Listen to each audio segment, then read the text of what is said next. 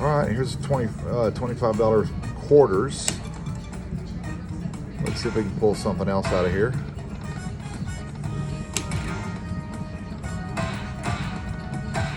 Easy way to figure this is you add all the add the numbers up and divide by 4 since you're playing with quarters, and that gives you your number instead of trying to go 25, 75, 50.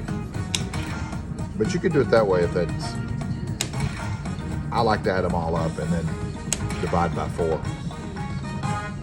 right. 9, 12, 14, 16, 18, 19, 24, 26. 3,000 in total, so that makes 750. Plus that, it's 250, so it should. There we go. See ya.